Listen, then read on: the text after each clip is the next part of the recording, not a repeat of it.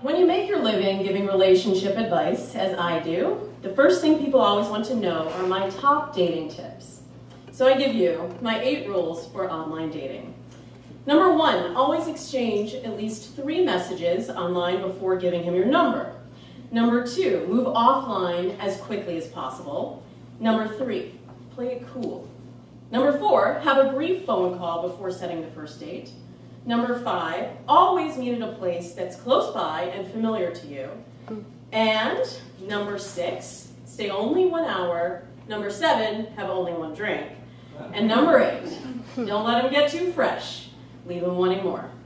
The rules are pretty simple and very effective when followed. In life, you must always have a plan, and then be open to the fact that things will never go as planned. Summer 2003, I decided enough was enough. It wasn't that I was having trouble meeting men, but I was not falling for the right kind of guys. The kind of guys I went for were these lying, conniving, actor, writer, musician types who were more interested in who I knew than who I was. There was something about that high drama and unpredictability with these social climbers that kept me excited about those relationships. Yet every time they disrespected me or cheated on me or simply disappeared, it wasn't those thrilling feelings that remained. I was left feeling unattractive and embarrassed over being taken advantage of yet again. I knew that that was not the kind of man who I could build a life with, and secretly, silently, I pined for more. I knew that soon I'd have to grow up a little myself and settle down with a smart guy, a responsible guy, a nice guy. So I started a plan for myself called Operation Date Nice Guys. Operation DNG for short. I was going to make a conscious effort to change the kind of men I was attracted to. I put up a profile on a new dating site, and I hoped that things would be different here. But after a few weeks of scanning the classic profile photos, guy with a fancy car that's not actually his, guy with showing a sensitive side holding a dog, also not his, guy with the top part of his arm copiously cropped out around some girl, and of course, shirtless bathroom selfie guy. It was not looking promising. So I had 1 week left on my membership, and after that, I was going to create a new plan of attack for Operation DNG. Then all of a sudden, I got an email from a tall, dark, and suspiciously handsome man who went by the name of Mr. Pandemonium.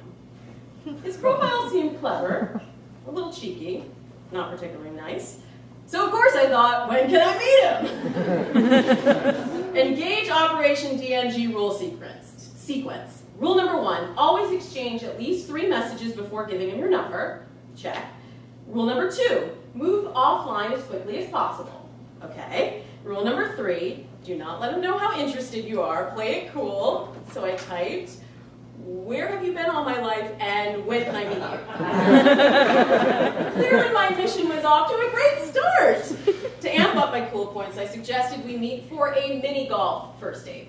Later that day, I received a response. July 2nd, 2003, subject, Seth, aka Mr. Pandemonium. Mini golfing, eh? Are you sure? If you're used to kicking guys' asses, I'd hate for your winning streak to come to an unceremonious end. ... Instead, can I suggest drinks? I'm chock full of barbecues this weekend, but how does Monday sound? It was 4th of July weekend, so of course we were both very busy with lots of people who were expecting us at their Independence Day soirees. I mean, I hadn't received any invitations yet, but they were bound to come through at any minute, and I didn't want to sound like a loser. What woman in her early 20s is without a barbecue invitation on Independence Day? So I agreed to meet him Monday. Rule number 5, always meet guys at Lola's down the street. It was close to my house, I remember. I loved the Johnny B. Good martini, and it was a bit of a scene, but quiet enough to talk. Wait, I missed rule number 4. You can't miss the call. The call's so important. I demanded that he give me a phone call so that I could make sure, and I quote, that he wasn't a serial killer already. He agreed to call me that night. He sounded nice. Actually, he just didn't sound like a serial killer. I mean, what does a serial killer sound like on the phone anyhow?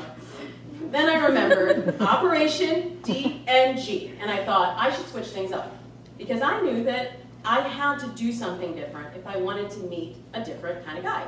So I should let him pick the place. So I asked where he'd like to meet. He said, how about Lola's? So I laughed. Really? Lola's? Oh, you don't like Lola's? He questioned. I paused. If I went to Lola's, did that mean that I was headed back into my same pattern? I was trying to do something different and date nice guys, but meeting there would mean another step towards repeating history. No, I love Lola's actually, I replied. We agreed to meet there at 8:30. Monday, July 5th at 8:30 p.m., I'm sitting at a two-top near the bar, my usual table. The waitresses are silently judging me for being there on yet another date with a different guy, but I don't care. Tonight is different.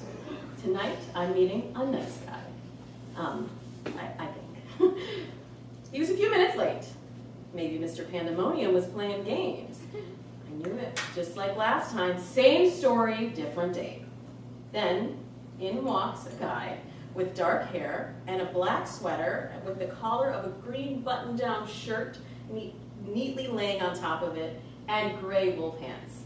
He literally looked like he'd walked out of a Banana Republic. A very preppy, predictable Banana Republic. Nothing like the snarky, contentious Mr. Pandemonium, and I think, oh, what a nice guy. He's cute. Maybe I can set him up with someone else. No, then I reminded myself, no, it's my mission. I didn't need Pandemonium. I needed nice. So we talked for hours, breaking rule number 6. I ordered 2 martinis. There goes rule number 7. He walked me to my car, and he kissed me. Oh, forget these rules. Operation DNG must have worked, because a year later, we were still together. And let me tell you, nice was this guy's middle name. I mean, wrote poems on Valentine's Day nice. I'm talking loved his mother nice. I'm talking loved my mother nice. And finally, I could relax that I was over my phase of liars, cheats, and connivers. A few days before 4th of July, though, I start to get antsy. You see, again this year, I have no barbecue invitations, so I ask him what we're going to do this weekend. He shrugs his shoulders. I ask, what happened to all your barbecues? He looks at me perplexed. Last year, you were chock full of barbecues. Oh, he replies, I didn't have any barbecues to go to. I just didn't want you to think I was a loser. I was stunned. Just like those other guys, he had lied. Operation DNG was complete. I had my nice guy, and here he was lying to me. The entire foundation of our relationship was built upon a lie. It was despicable, deplorable, contemptible. It was actually kind of hot. Maybe I did need a nice guy, but a nice guy with a little bit of pandemonium to him. Maybe that's why I married him.